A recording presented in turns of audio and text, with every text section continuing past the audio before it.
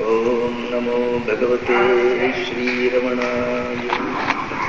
Om Namo Bhagavate Sri Ramanaya. Apara Sachit Sukhavari Rache Yasyormi Matram Bhavanam Samastam Guhahitam Tam Ramanam Gabhiram Chinta Vihinam Hridi Chintayami. Today we are taking up a new text. It is not so new because it is one of the oldest of texts available in the world. This is Bhagavad Gita Sara. Bhagavad Gita, as I told you today, Gita means a melodious song. Gitam.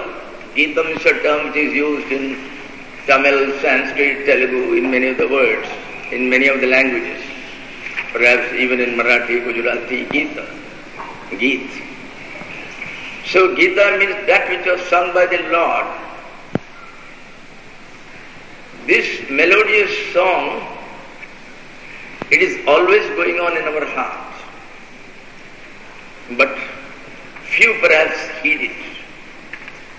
We just ignore the call of the flute, which is always going on inside our heart. It is the Anahata Shabda. People who do some yoga practice will be able to hear beautiful tunes from inside. Sometimes like that of a veena, sometimes like that of a flute, sometimes like that of cymbals, like the percussions, like that. And the one which was sung by the Lord Himself, it is called the Bhagavad Gita. Bhagavata Gita. And Bhagavan has selected 42 slokas out of them as the best, and He has given it to us. It is out of His compassion, because the modern days people won't have the time or the courage to go through 700 slokas. Oh my Lord, they will read 3 slokas and they will go to sleep. So Bhagavan said, at least let them read these 42 slokas, which will contain the essence of the Gita, the quintessence of Gita. And how did Bhagavan arrange? Normally, all the Vedantic texts, they have been arranged in a particular way. Bhagavad Gita itself has been arranged originally by Vyasa in a particular way. The entire Bhagavad Gita consists of 18 chapters. The first 6 chapters, they talk about the purification of an aspirant or a sadhaka. A seeker, how he should purify himself and refine his antenna so that he will be able to grasp that subtle and higher knowledge, that higher consciousness.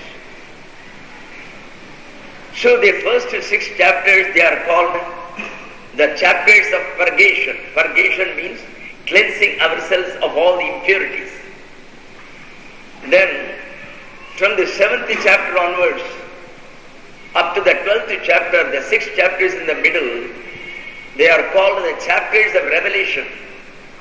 That is, they belong to Tat, they belong to the Atman. It says what are the characteristics of the Supreme Being, how one can be able to have a cosmic vision of it. And especially the 11th Adhyaya, the Bhagavan shows his cosmic form to Arjuna. It is something which is astonishing.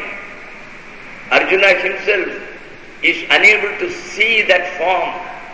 Even with all his qualifications, he tells Krishna, no, please take it back. I can't afford to see this cosmic form, I get terrified.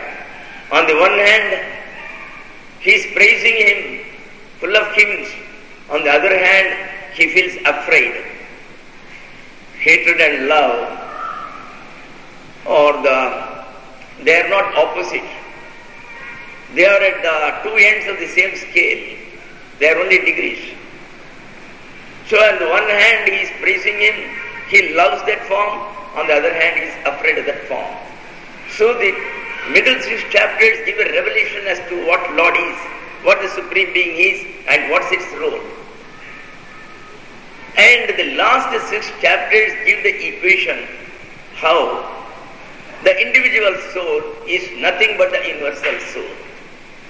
The soul within Shantananda, the soul within Krishnananda, the soul within Damodaran, the soul within David, they are all the same Supreme Soul.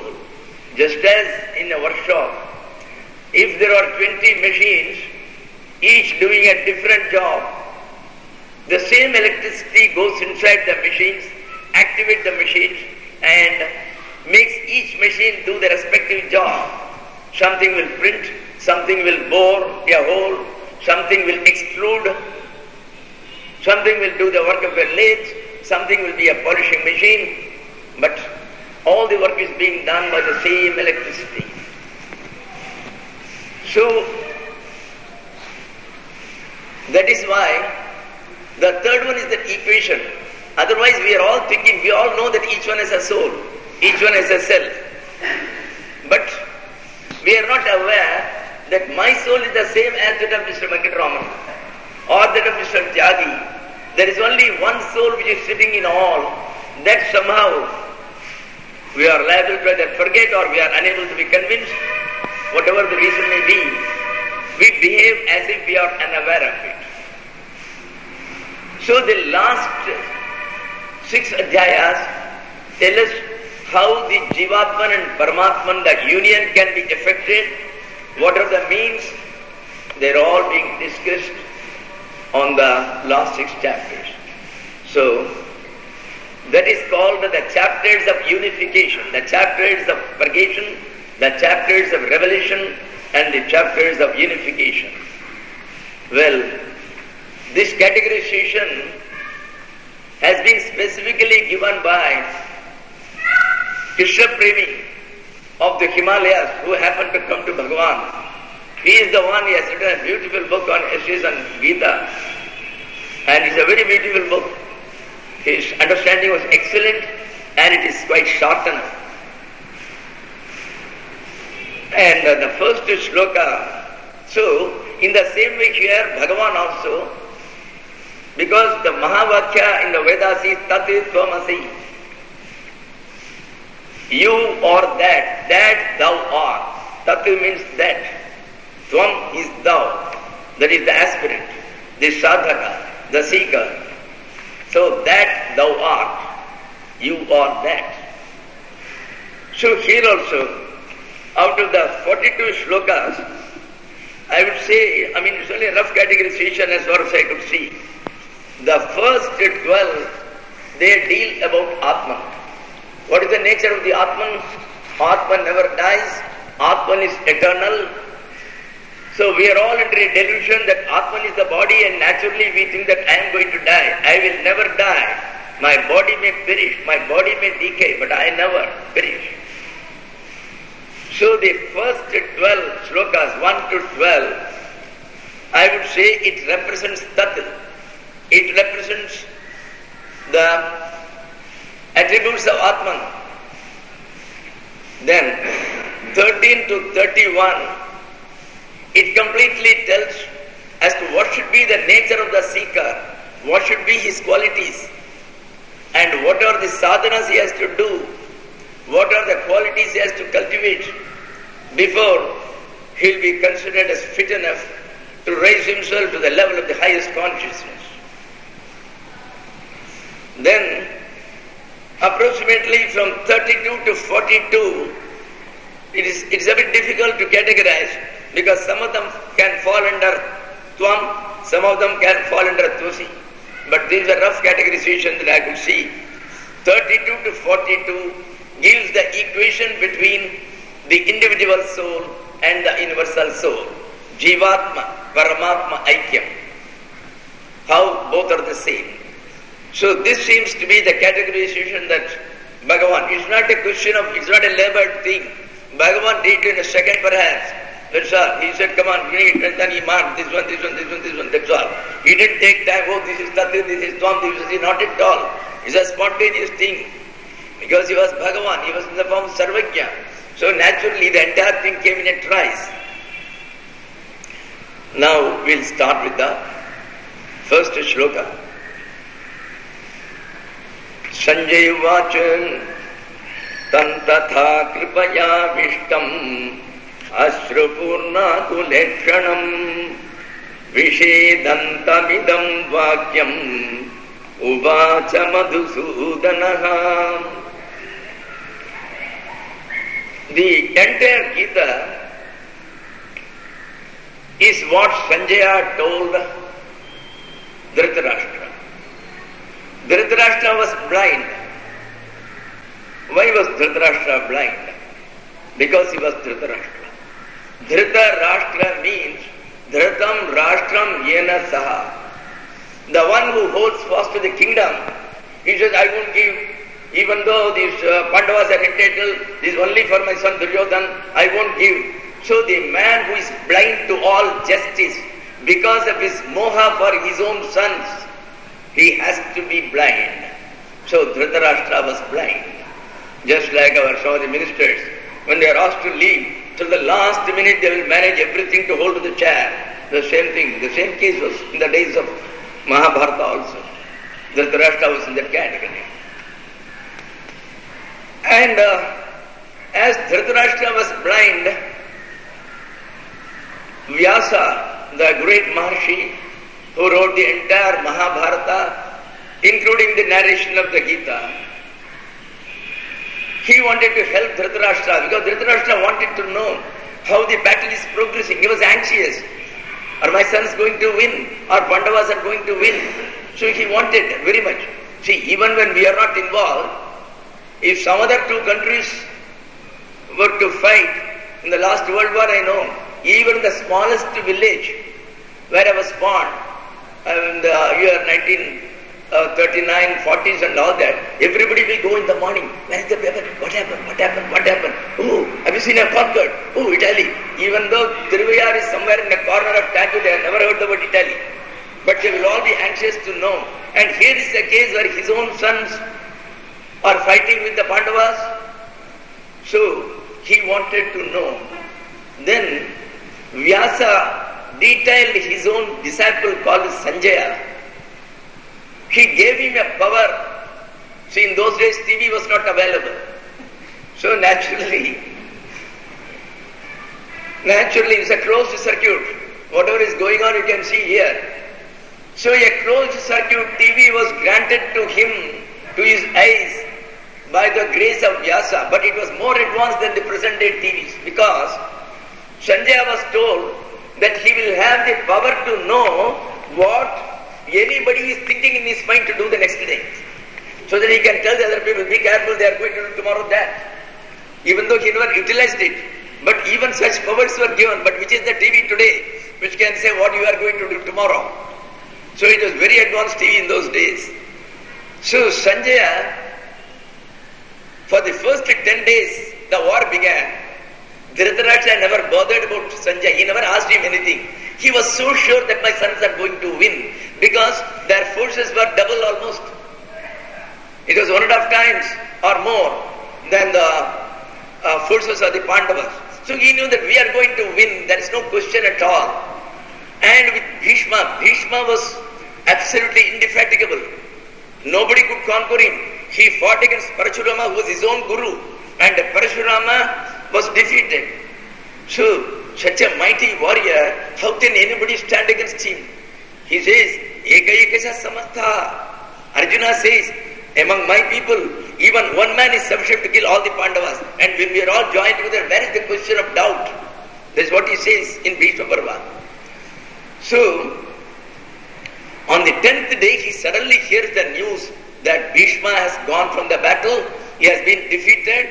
He is lying wounded on the battlefield on a bed of arrows prepared by Arjuna. It gives him a shock for the first time in his life. Immediately he asked Sanjaya Come on, please tell me what is happening in the battleground. What all happened from the beginning, you now tell me. And Sanjaya has been given the power to rewind the TV back or to go forward. Nowadays, in tape records you can rewind, you can go backwards, you can go forwards.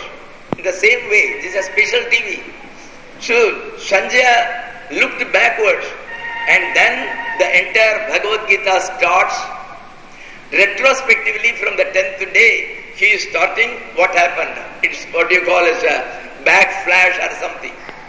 So he starts from there. He is asking in the past, Kimakurvata Sanjaya, what did they do on that first day? So it was a backward flash. And he was telling him the entire thing that everybody is ready for the war. The war bugles have sounded, and now they can start the war at any moment. Then Arjuna asked Krishna. Krishna is his charioteer. He asked him, please take me between the two armies which are arrayed on both sides. He goes in between. He sees his side, he sees the opposite side. He sees there the great Bhishma, the indefatigable Drona, his guru, and all his relatives standing there in all their glory in their respective chariots.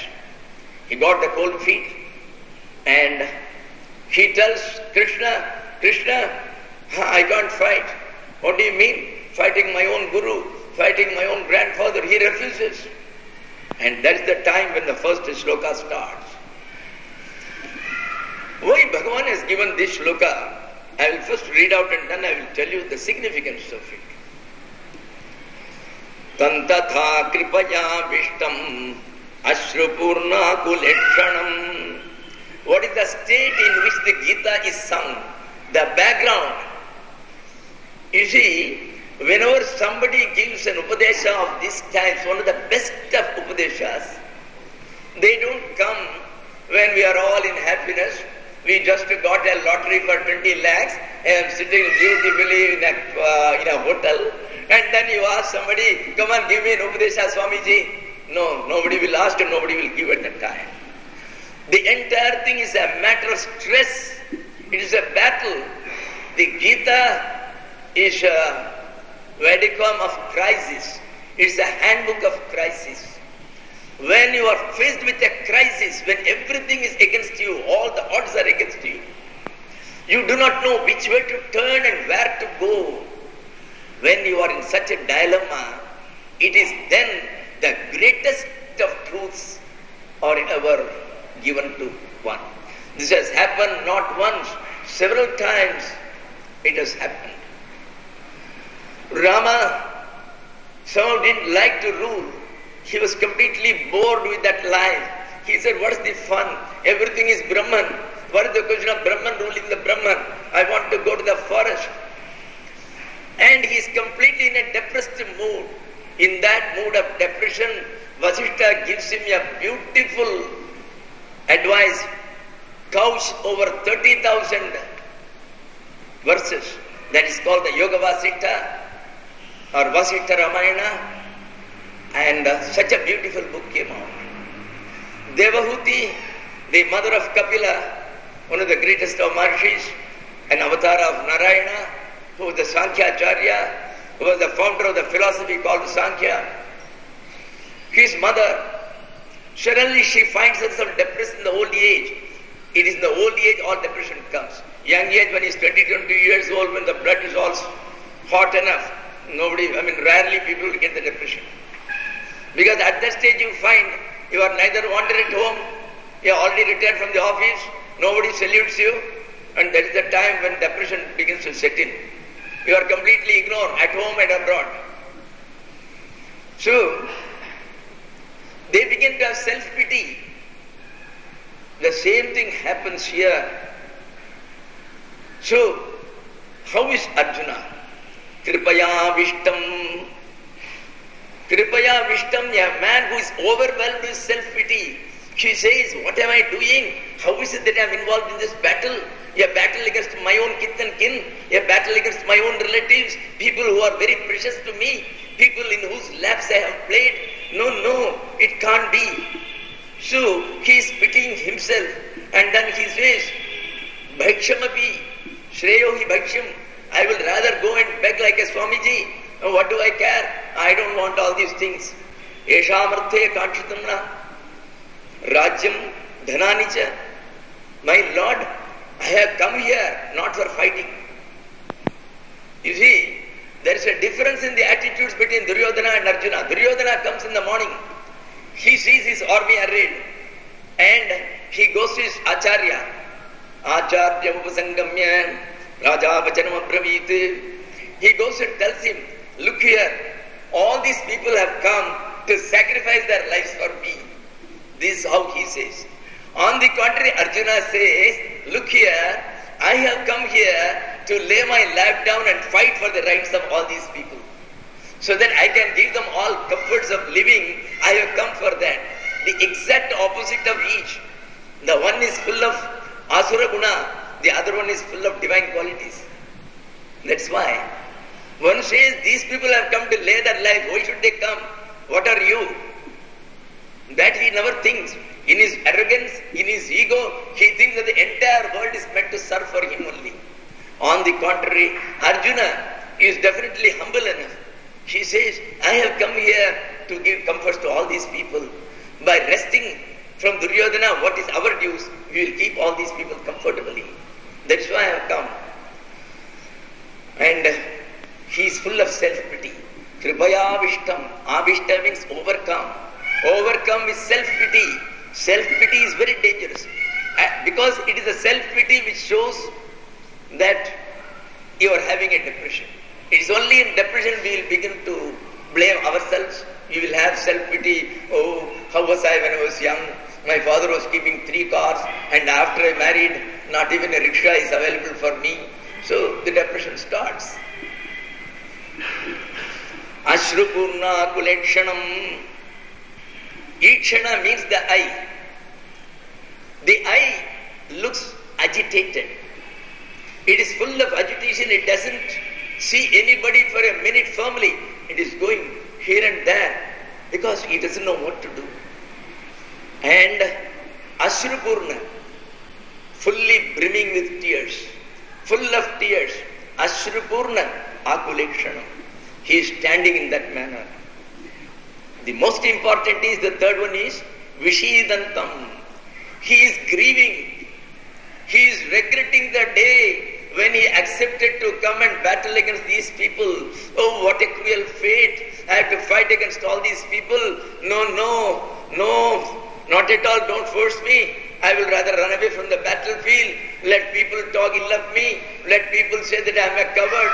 I don't care. I can't remain here. Vishidantam, full of penitence, full of dukkha, full of sorrow. And this is the shloka which starts on the second adhyaya. The first adhyaya of Gita has already talked about the state of Arjuna, what he said and all that. It finishes with that. And that first adhyaya, it is called Vishada Yoga.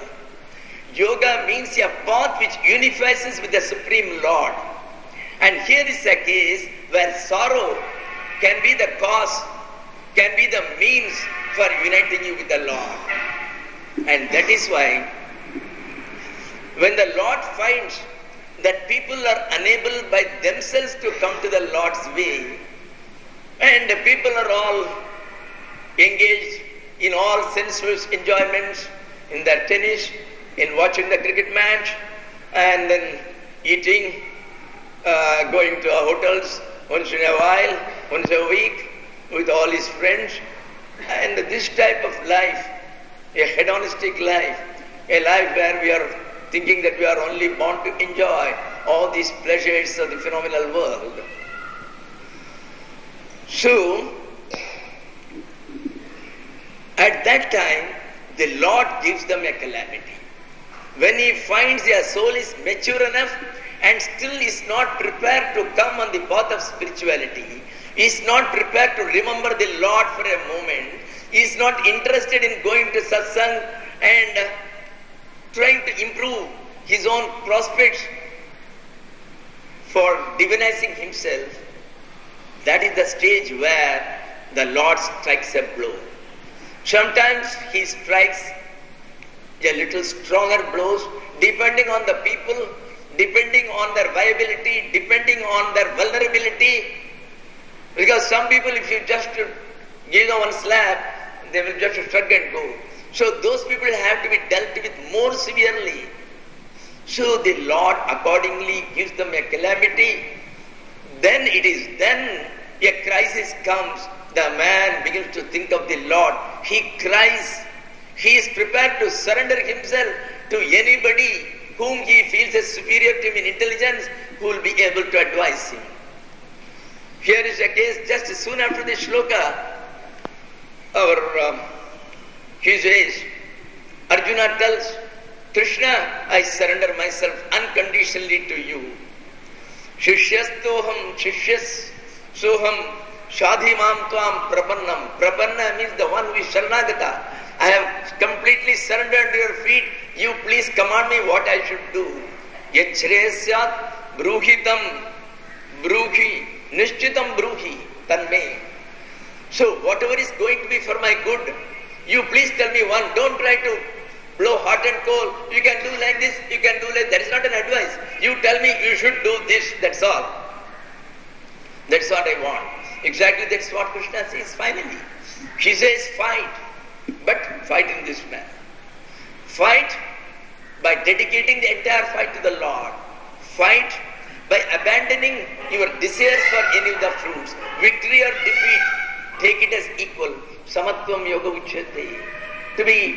To maintain an equanimity, whether you get defeated, whether you get dukkha, whether you get sukha, whether you get happiness, whether you get sorrow, whether you are beaten, whether you beat somebody, a man who keeps cool and who is indifferent to the results. And in that way, whatever you do, that action cannot catch you. Its fangs are removed.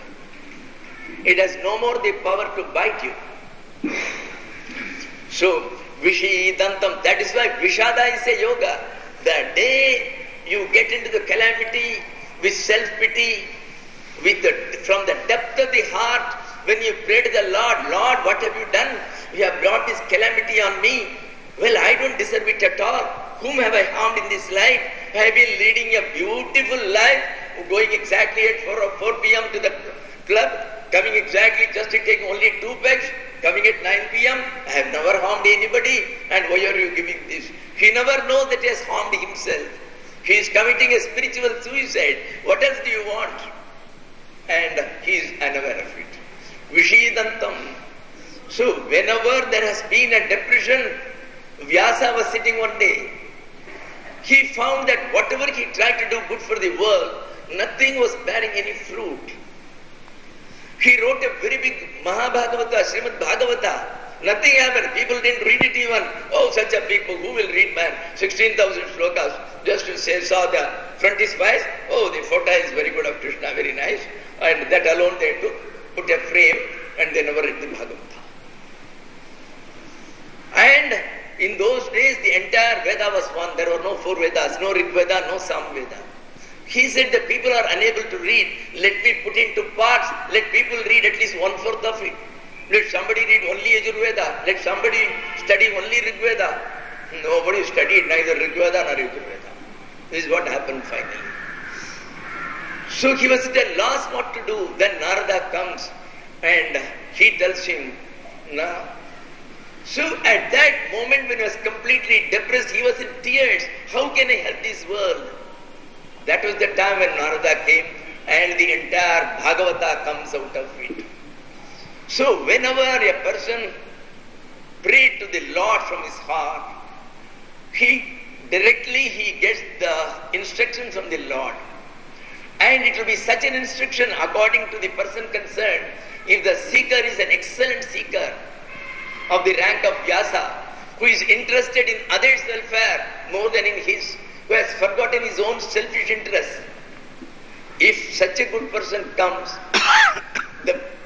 the instructions will be such, it will not only benefit him, it will benefit all the posterity to come for generations. That is what has happened. We don't know how many thousands of years back this Bhagavad Gita was given, and today it is helping ever so many sadhaks. Vishidantam tam, that Arjuna who was absolutely in tears and who was sorrowing, he was in grieving. Vishidantam. Then Madhusudanaha idam vakyam uvacha. Lord Krishna began to talk to him in this manner. Lord Krishna told the following words. The word Krishna he has not used. He has used the word Madhusudanaha. Even that will give you an idea as to what this Bhagavad Gita Sara is going to say. Madhu means Ishtaha Ahankaraha. Madhu is very sweet and our ego is very sweet. We are not prepared to relinquish it at any time. We flourish, we nourish our ego, and the ego grows. It becomes a skyscraper. So, that is called Madhu. Madhu means the honey-like sweet ego.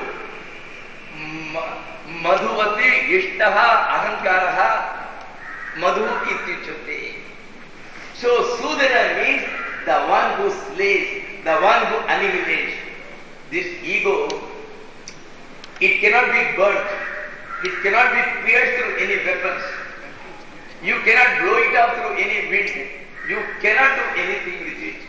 The only one who is capable of slaying your ego, that I, that false I, which is parading, it is only the Lord alone. Unless without His grace, we can't do anything with this ego. You may do all types of sadhana, but finally to kill the ego, the Lord's hands are required. Vishidantamidam vakyam vacha dusudanaha. The word Madhusudana has got another meaning. When the Lord Narayana was sleeping during the entire prayer deluge, and when the Srishti was to start, when the creation was to start, when he opened his eyes, there was an accumulation of wax in both his ears. From one demon came out, from the other, another demon came out. The name of one was sweet, the name of other one was the bitter. Madhu and Kaitaba. One was sweet, the other one was bitter.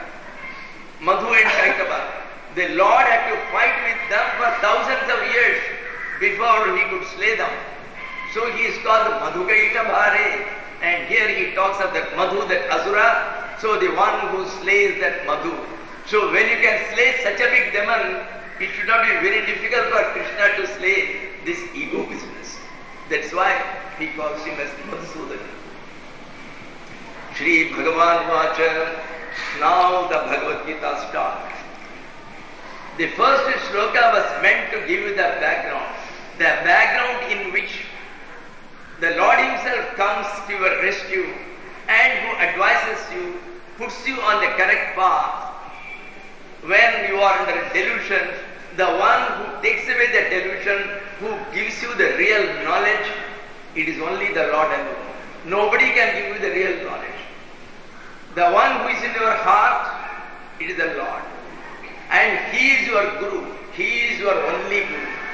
But out of compassion, when people are unable to see that Guru and take advantage of Him, so the Lord or the Guru, He takes the form of external Guru and then comes to bless us. That's what happens. Now, the Lord straight away dives into the subject of Vedanta in a beautiful way. And Bhagavan has selected in a beautiful order so that it will go in a very cogent manner. Idam shariram kaunteya kshetra vidya vidhiyate etat vetikam pragugu kshetrajya iti tadvidaha. Straight he goes and analyzes what is wrong, why a person is getting grief. What is the reason for this dukkha? It took perhaps 30-40 years or a number of years perhaps for Buddha to find out the cause of dukkha. She had to undertake ever so many austerities and it took him years. And Bhagavan gives that to Arjuna in a plate, in a platter. He says, the entire problem comes because if one calls me Shantananda, I think this body with this white hair and with this beard, so this is the Shantananda. Everybody thinks that his name represents his body only. He thinks I means I the body, that's all. So everybody identifies himself, his self with the body. And people are unable to understand Shantananda is not one unit. He consists of two distinct parts which are opposite to each other in their characteristics, which can never unite at all. Both are extremely distinct from each other, absolutely different from each other, and we consider both of them together and then we call it a Shantananda. When you see the electrical bulb, you are not aware, a child is not aware that there are two distinct units. One is that inert bulb, the other is that beautiful, effulgent, resplendent light inside, which gives you that beautiful light, that is the electricity. So one is the electricity is there, the other one is the bulb. Similarly, we consist of two units. One is this body, the other is the spirit, matter and spirit. One is the body, the other is the soul. And this body, it is unconscious. Unconscious means it doesn't know itself. It doesn't know that it exists. But you and I know that I exist, and all of you exist here. So I am called as conscious. This mind doesn't know that it exists. So we call it inert. Similarly, this body, can it cry? Can my finger talk to me? Can my toe talk to me? Can my nose smell? Can it tell me anything? So it is unconscious. The nose is not aware that it exists. Then who knows that it exists? There is a consciousness inside me. It is that consciousness which is aware of itself, it is aware of the body, it is aware of the entire world and all the objects of the world. So, he starts by distinguishing these two things separately. Arjuna, do you know you are not the body? All the miseries have come because we are not aware that we are the Atman. We think that we are the body. That is the only basic reason.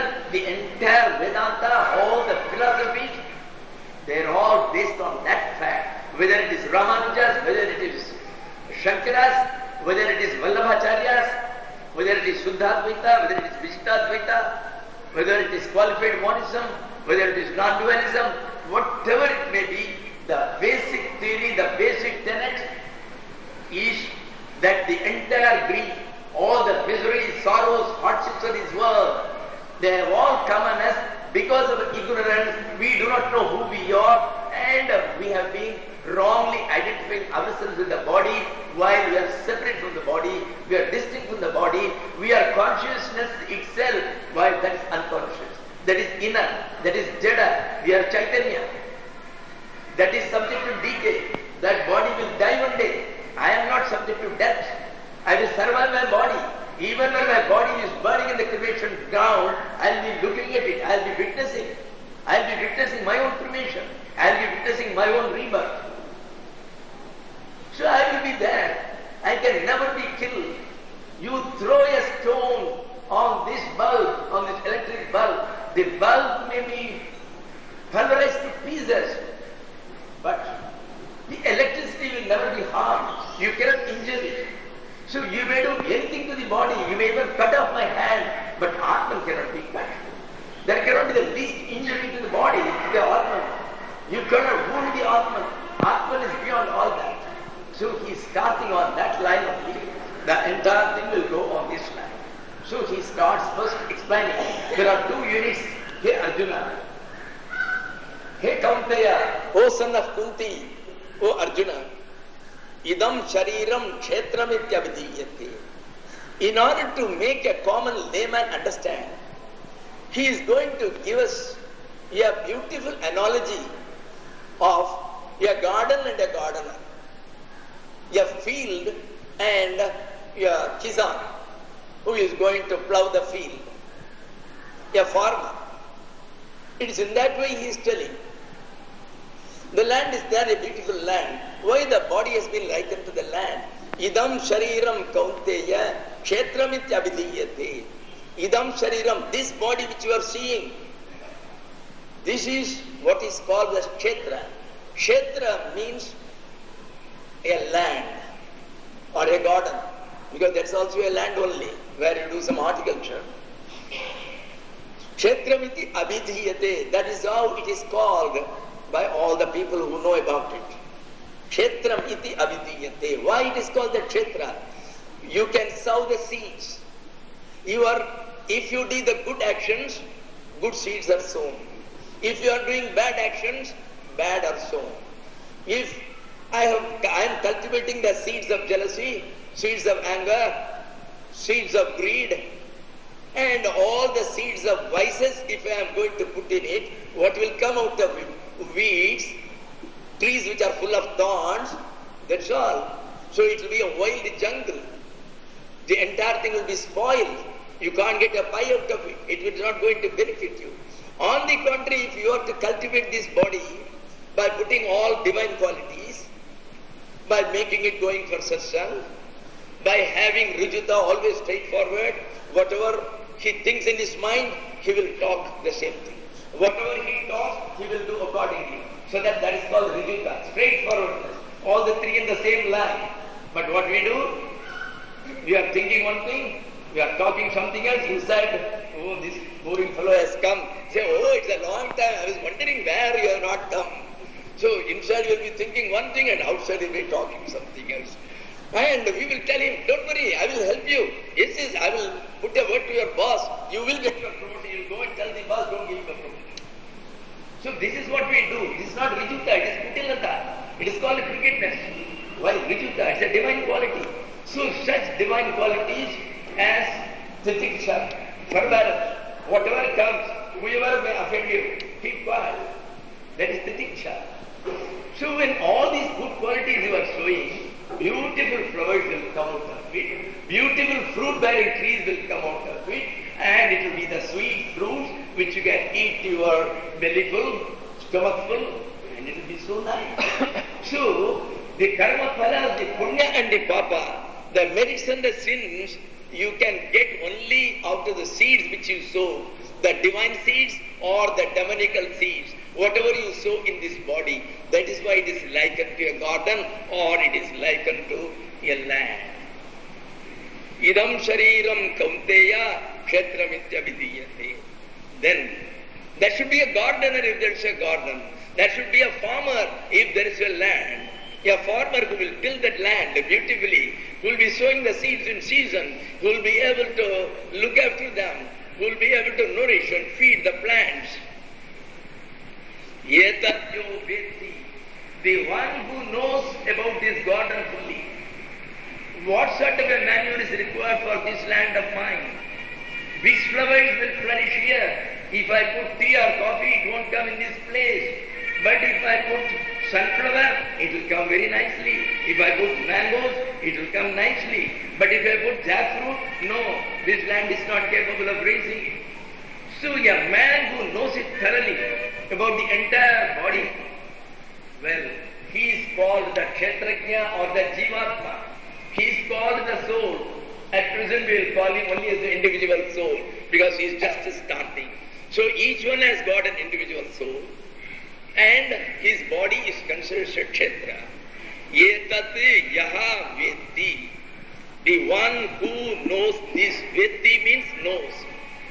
Yaha means who. Yetat, this body. So the one who knows this body, tam prahuhu, he is called Kshetrajna iti. He is called the knower of the field, the knower of the garden. He is the gardener. Kshetrajna, Jna means the one who knows. Kshetra means the land of the garden. So who knows about the garden? The garden, everything he knows. He knows in what corner he is putting rose. He knows in what corner he is putting brinjal. It is only the gardener who knows. So, he is called the knower of the field.